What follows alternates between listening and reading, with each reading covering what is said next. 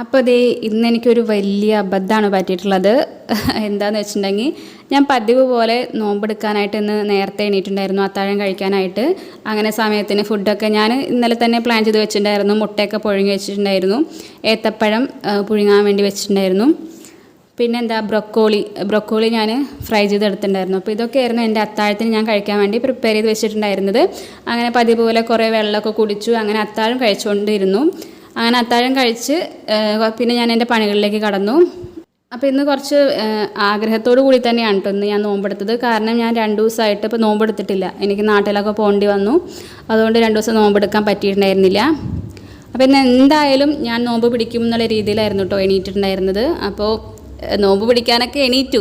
പക്ഷെ എന്താ ചെയ്യുക, ഒരു വലിയ അബദ്ധം പറ്റി എനിക്ക്. അപ്പോൾ നോമ്പ് എനിക്ക് കംപ്ലീറ്റ് ചെയ്യാനായിട്ട് പറ്റിയിട്ടില്ല.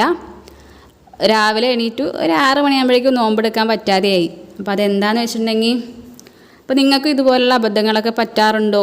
അതോ ഞാൻ എന്തായാലും നോമ്പ് പിടിക്കുന്നുണ്ട് കേട്ടോ. അതായത് ഫുഡൊന്നും ഞാൻ എന്തായാലും കഴിക്കുന്നില്ല. ഈ അബദ്ധം പറ്റിയിട്ടുണ്ടെങ്കിലും ഞാൻ നോമ്പ് കണ്ടിന്യൂ ചെയ്യാണ്. അപ്പോൾ നോമ്പായിട്ട് വരില്ലെങ്കിലും അങ്ങനെ തന്നെ പോട്ടെ എന്നാണ് ഞാൻ വിചാരിച്ചിട്ടുള്ളത്. അപ്പോൾ മിക്കവർക്കും ഇതൊക്കെ പറ്റുമെന്ന് തോന്നുന്നു. എനിക്കറിയില്ല. എന്തായാലും നമുക്ക് നോമ്പ് പിടിക്കാം. അപ്പോൾ എന്താ ഉണ്ടായിന്നല്ലേ. അപ്പോൾ ഞാൻ ഉണ്ടല്ലോ ഇന്ന് നോമ്പ് പിടിച്ചതായിരുന്നു കേട്ടോ. അത്താഴമൊക്കെ കഴിഞ്ഞ് അപ്പോൾ ഞാൻ വീട്ടിലത്തെ ജോലികളൊക്കെ ചെയ്യായിരുന്നു, കുട്ടികളെ പറഞ്ഞിടാൻ ഉപ്പേരി കാര്യങ്ങളൊക്കെ. അപ്പോൾ എന്താ ഉണ്ടായി വെച്ചിട്ടുണ്ടെങ്കിൽ, ഞാൻ അറിയാതെ ഉപ്പേരിയിൽ ഉപ്പുണ്ടോയെന്ന് നോക്കി. അപ്പോൾ നിങ്ങൾക്ക് ഇങ്ങനെ പറ്റാറുണ്ടോ? ഈ നോമ്പൊക്കെ എടുക്കുന്നവരോടാണ് ഞാൻ ചോദിക്കുന്നത്. അറിയാതെ ഇങ്ങനെ ടേസ്റ്റ് ചെയ്ത് പോകാറുണ്ടോ?